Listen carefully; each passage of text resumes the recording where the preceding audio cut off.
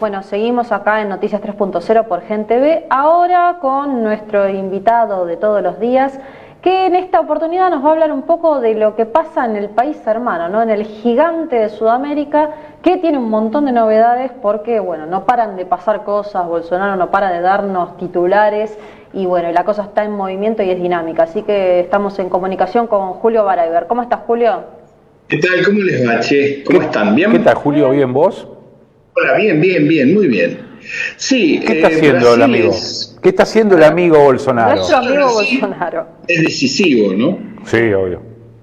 Lo que pase en Brasil determina profundamente lo que pueda pasar en la Argentina. Y yo tengo la siguiente idea, un poco sobre lo que está pasando o viene pasando en Brasil. Digamos, los sectores dominantes, los sectores del Brasil tradicional, del Brasil burgués, eligieron a Bolsonaro para impedir un nuevo triunfo de Lula o del PT. Si buscaban a ver a quién usamos, y lo usaron a Bolsonaro. Lo que pasa es que, como suele ocurrir en esas situaciones, el aprendiz de brujo se puede independizar del brujo, y entonces se producen fuerzas que quedan fuera del control del que las puso en movimiento. Me encantó la metáfora. Lo que ha pasado en Brasil. Me encantó la metáfora, ¿eh?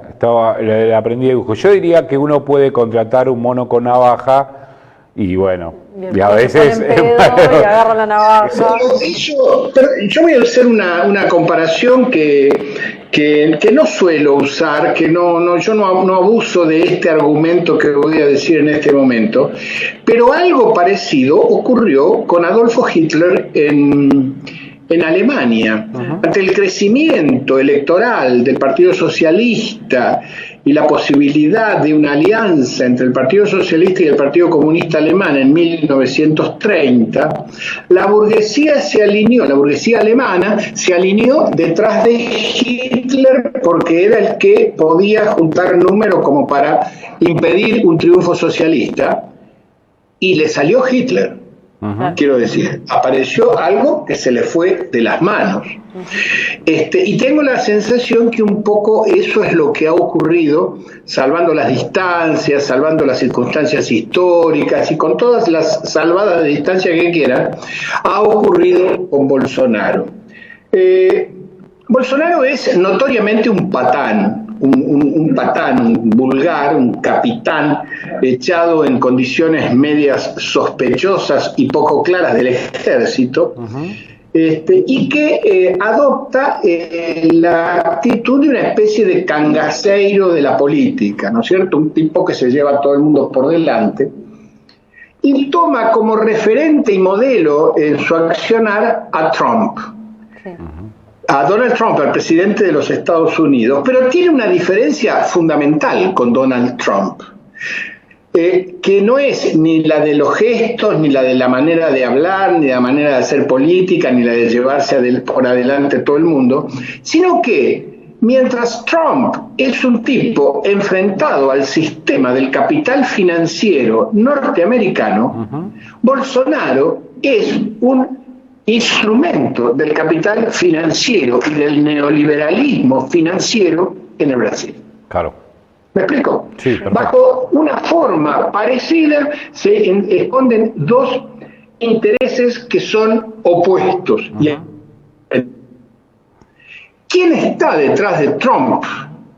Detrás de Trump hay, en primer lugar, una base social integrada por sectores medios del interior del país, de ese Brasil del interior, que es un poco lo que le pasa a Trump también, que expresa gente pobre del interior del país. En este caso no se trata de gente pobre del interior del Brasil, sino de clase media, comerciantes, mecánicos, pequeños propietarios, etcétera, del interior del país, que odian a las grandes ciudades, a Río, a San Pablo, a Salvador, y que tienen una enorme prevención, si no te digo odio y desprecio, por la población afro-brasileña.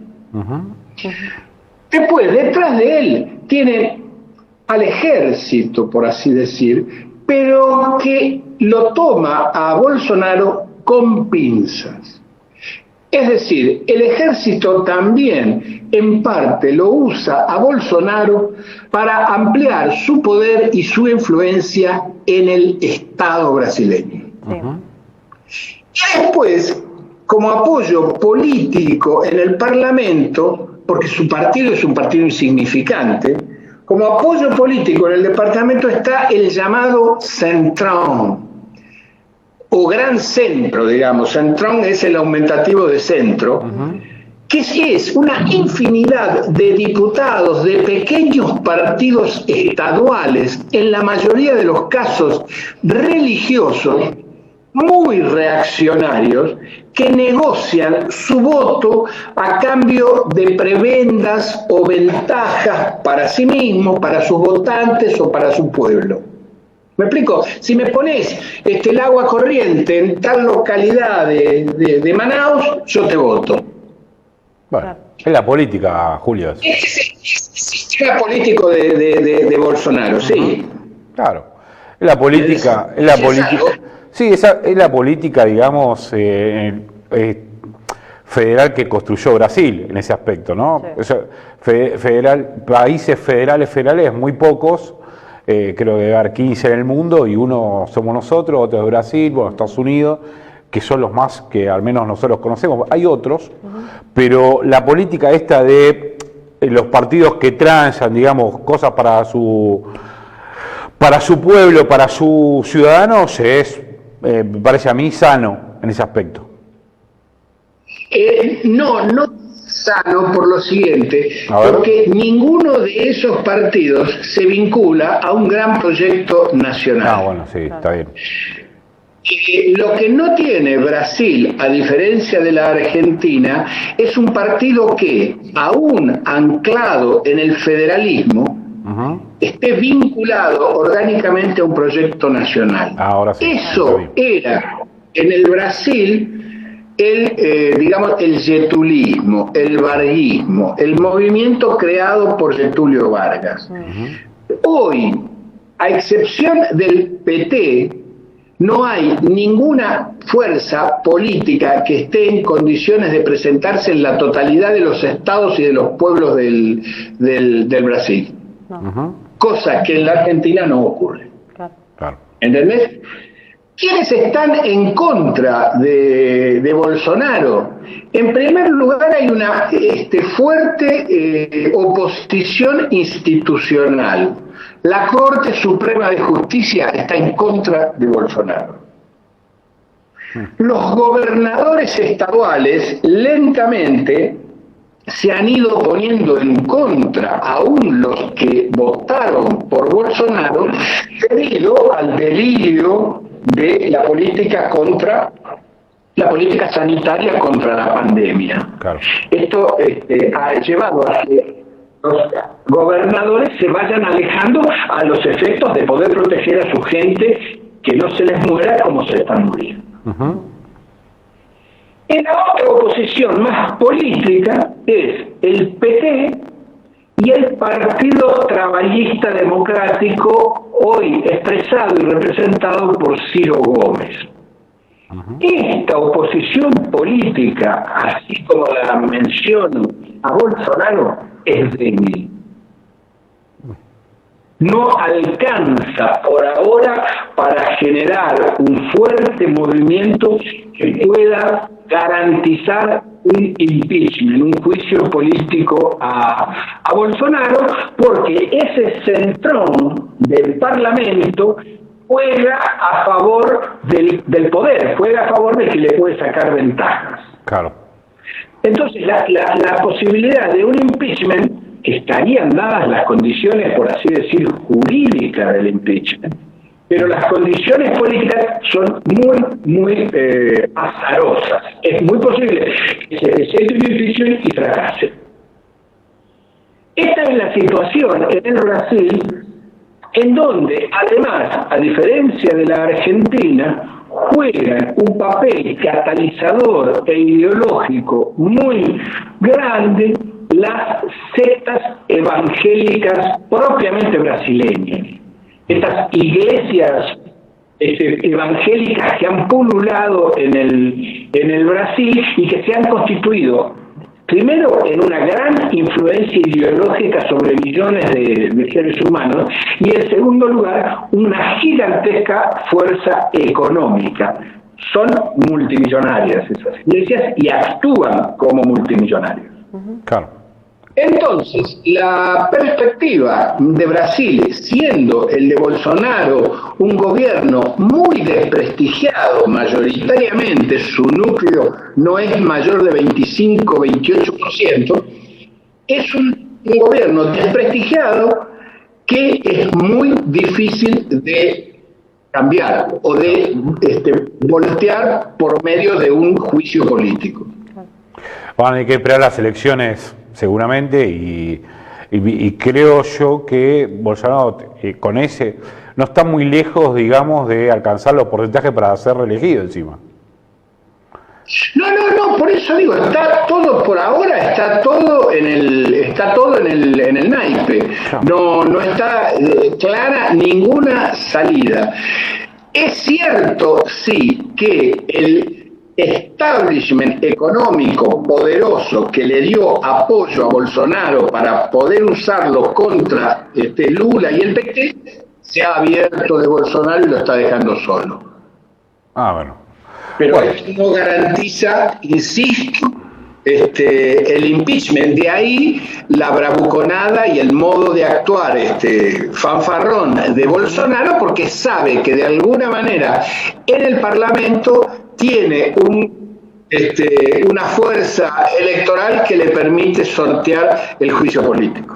Exactamente, ahí cabe la frase: solo el pueblo salvará al pueblo, en ese aspecto, porque lo único que le puede pasar es que la gente llegue a tal condición, digamos, que se lo objete, digamos, su gobierno y empieza a tener problemas, que empieza a tener, ¿no? Porque hay manifestaciones en distintas ciudades. Problemas hay, manifestaciones en contra.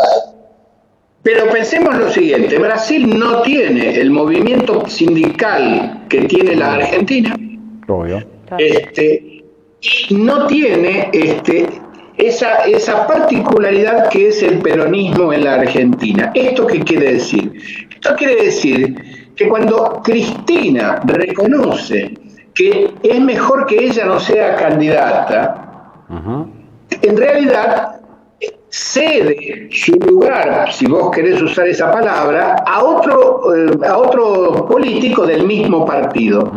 En el caso del PT, si Lula, que ya tiene 75 años, llega a la conclusión de que no alcanza y debería retirarse, le tiene que ceder el lugar de candidato a presidente a un político, Ciro Gómez, que es de otro partido. Claro. ¿Me explico? Sí. No es fácil. Bueno, pero las alianzas, los frentes electorales que había construido Lula le permitían eso. De hecho, él creo que era Haddad el que le da, el que designa a él, y eso es muy difícil de lograr, digamos, ¿no? Yo conozco muy pocos que han designado a dedo y han ganado elecciones. Uno es Maduro con Chávez, el otro es Cristina con Alberto. Digamos, y la verdad que muy pocos casos, ¿no? Se da que a la designación gane. Insisto, en el caso de Haddad, además, es un dirigente nordestino, ex obrero metalúrgico, que le falta un dedo porque se lo comió una máquina, le cede el lugar a un profesor universitario de origen árabe de San Pablo. Claro. Quiero decir, son dos es un poquito diferente, un poquito, ¿no? Es muy diferente, y así pasó, ocurrió eso, que no trasladó ningún voto, o los votos que trasladó no alcanzaron para ganar las elecciones. Pensar que Bolsonaro venía cuarto en esa elección, tranquilo, cómodo, y de repente creció exponencialmente, ¿no? Sí. Es una cosa que es inexplicable, la verdad. Así es, pero vamos a ver que la situación de Brasil durante los próximos meses va a seguir siendo de una gran inestabilidad. En realidad, tengo la sensación que lo que hoy le da mayor estabilidad al sistema político y al gobierno brasileño, más que nada, es la presencia de las Fuerzas Armadas. Bueno, ahí está el panorama, Julio, de verdad es claro, vamos a seguirlo obviamente porque la política internacional a nosotros nos interesa y bueno, tu particular mirada sobre lo que ocurre. Sin Brasil es muy difícil encarar una política latinoamericana que nos permita jugar digamos así, en la multipolaridad. Así es. Bueno, Julio, te agradecemos y nos comunicamos mañana. Hasta mañana a todos. Gracias, Hasta mañana.